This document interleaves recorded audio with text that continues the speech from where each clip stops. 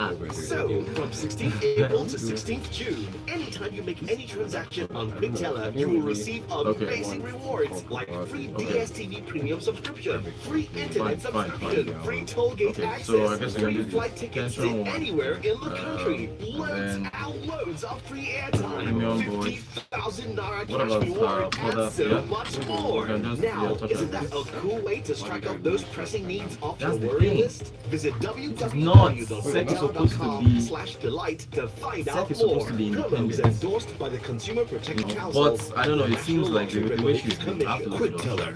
Everyday payments made easy. All right, gentlemen, studio, mics are up. We see the bigger picture. You know, making.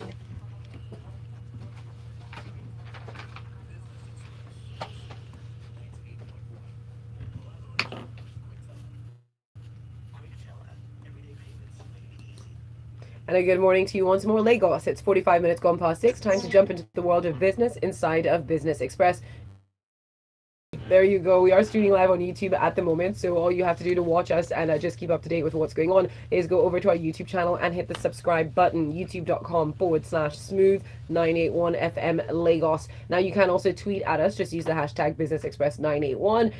Once you use that hashtag, you'll also see that we've tweeted out all the things we'll be talking about this morning. And last but not least, send us your messages to our WhatsApp number. It is 0809 44440. Thank you. We have, of course, Eromosele of Afri Invest with us today. Eromosele, good morning. Good morning, guys. Hey, he just gave the peace sign to the camera. All right, so let's hop into what's going on in the markets. All share index was up by 0.63% yesterday, 40,788 points. Market cap is at 14.7 trillion naira. So far this year, we're up by 6.66%. Mark of the, okay, let me not say it. All right, 33 gainers, 18 losers.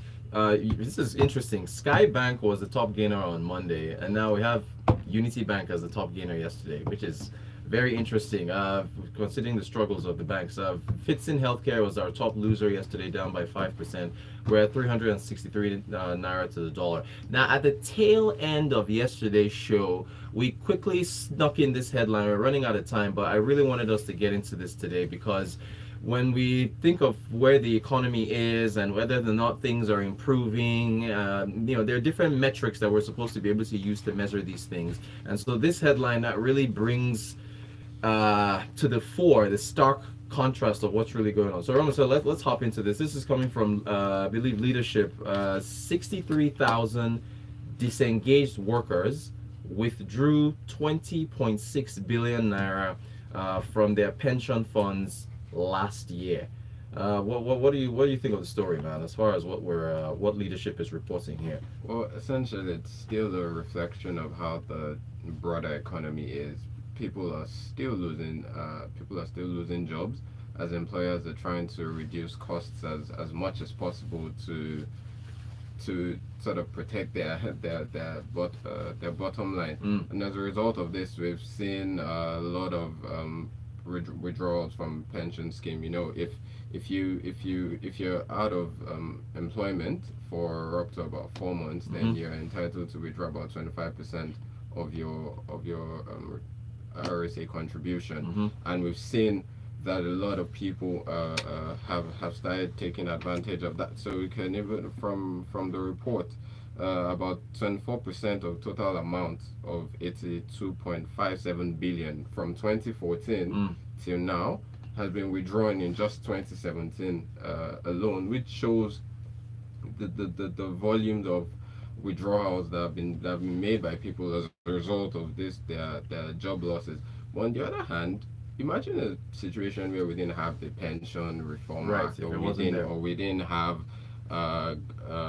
regulations to sort of ensure that employers pay their employees pensions and stuff like that. What would happen? It would probably be a lot worse. So I mean, it's not really a positive story, but that's one that we have a safety net. That we have a safety net. So just to go into the numbers here. So Q1, January through March, 15,000 people took out 3.9 billion. Q2 was 13,000 people took out 5.1 billion. Q3, 16,000 people took out another 5 billion. Q4, 17,000 took out about 6.5 billion. You add it up, you get about the full number of 20 or so billion. Another thing that came out here, They said that 95% of these were from the private sector. Yes. Gosh.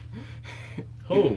But That is, yeah, it's quite worrying. But you know, in private sector for privately owned businesses, an employer where you don't have unions and stuff like that, an employer can basically just wake up in the morning and say Bye. Yeah. goodbye, y'all. Yeah. And that's the Oh boy. Okay. And then the thing is, as far as future outlook is concerned, I mean, we know that wages haven't really been rising over the last few years. Job prospect. I mean, all of us have personal stories of people we know that are coming out of NYSC that are looking for work here, and it's still the job picture is still not. The labor market is still growing. It's growing day by day. Annually, you have people graduating from school coming into the market. Like you just said, you have a bunch of people that just finished NYSC who are joining this market as well. So even though the numbers show that conditions in the economy are improving, GDP back positive, we've not really seen that reflected in the general conditions. Thank you. And this is what people talk about when we start bringing out the GDP numbers. We look at the PMI being above 50. We look at all these metrics. What did we talk about yesterday? We talked about this survey, this credit survey from the CBN, saying that they're lending more money to households and lending more money to corporations. All these figures, all these metrics, all these surveys, the cocoa of the matter, when it comes down to trickling down to the common man, does the common man and common woman, do they have jobs?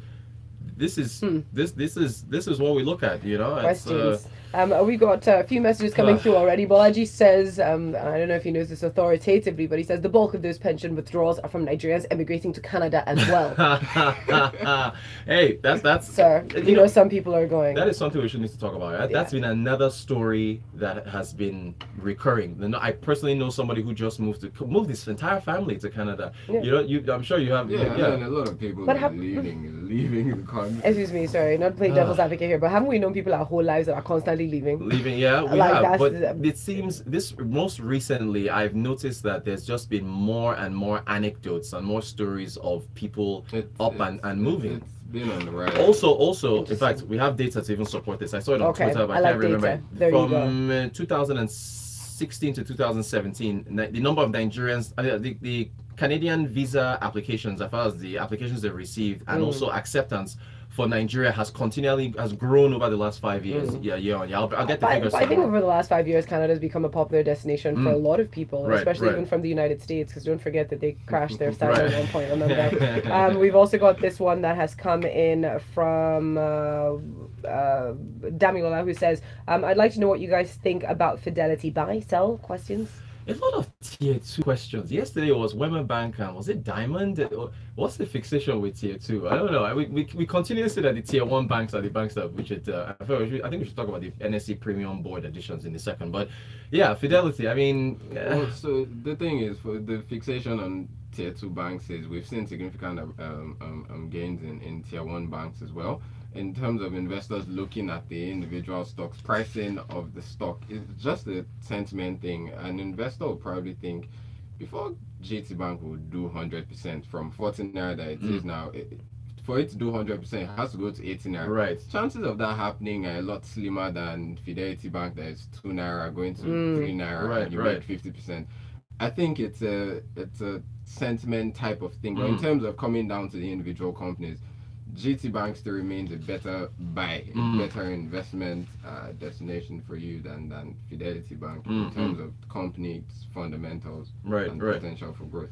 Yeah, so I mean, are you guys cover Fidelity? Is that part of your coverage? Yes, we do. But we're currently reviewing our so no recommendations yet on the bank. Yeah, so I'd hold off for now, at least until we've got some more recommendations as far as. Although if you're holding now, obviously don't sell anything. But if you're looking to buy, we'd say hold on for a second. All right. Gwenga Kamu very quickly says people are leaving in droves. They're professionals who have jobs here, and that is scary, says Gwenga. Hey, it is what it is, yeah. Shall we talk about the premium board now? Yeah. Okay. So the new additions, the Nigerian Stock Exchange has added some new companies to their premium board. So they've added Access Bank, Lafarge, Seplat, and UBA. So I mean, again, those are tier 1, at least as far as Access and UBA are concerned.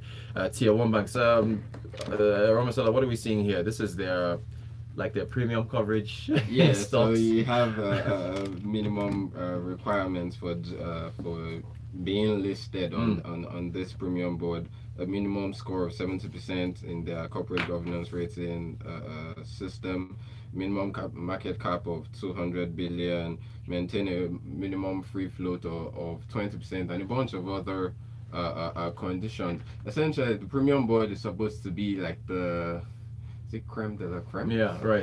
Of the stocks in the market. And we've seen for quite some time, for almost a year, we had just Danksem, First Bank, and Zenith. Now we've seen some more stocks included.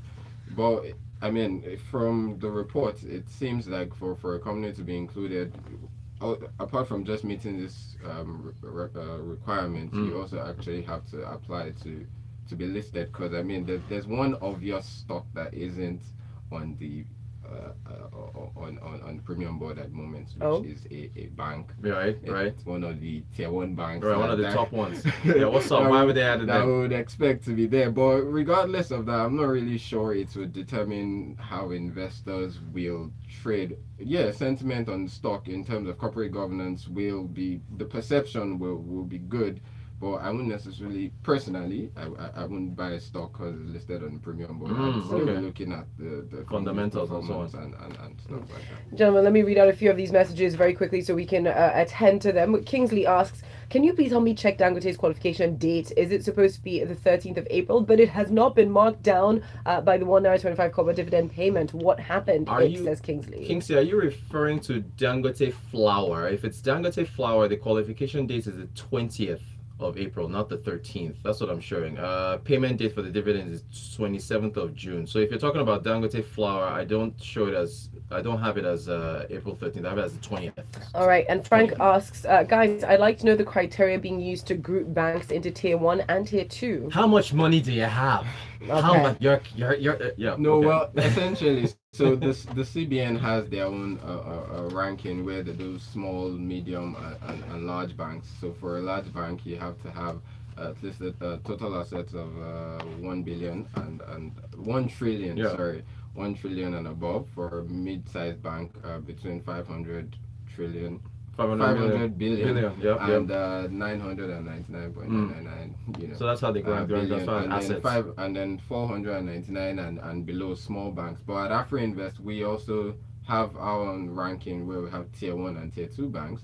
For a tier 1 bank, you should have total assets of at least 2 trillion, and then tier 2 banks below that and so on, less than 2 trillion. Okay. Let's see here. This is on Tayo? Tayo, very quickly, is again just commentary on people moving and just saying it's quite worrying. Shame on us all. That's the summary. Tayo, what do we do about the job? So you run a business. Are you gonna hire more people? Huh? Tayo, okay, real quick. In 17 seconds. Oh, we have 17 seconds. Okay. Okay, in 17 seconds. Yeah. Yeah. All right. Next week. It's gonna be huge. We need to hire more people to work for Marvel so we can do something about the job situation. Guys, thank you so much for your message. Lots of messages this morning. Yes, we do. Appreciate you sending in messages. Eromosele of Afri Invest. Thank you so much for reaching out, for coming on today. If you have any questions as far as what stocks to buy, getting investment advice, holla at Afri Invest. They'll assist you and do the due diligence. Folu, there you go. Yeah, so that'll do it for today. He said holla. Lagos coming up next. It will be Frankly Speaking with Muyiwa Afolabi, and then at 7:30, detailed newspaper analysis inside of Freshly Pressed, and then at 8:15, we jump into the world of sports inside the locker room. A lot is lined up for you this morning on Smooth Breakfast. Wow, wow, wow.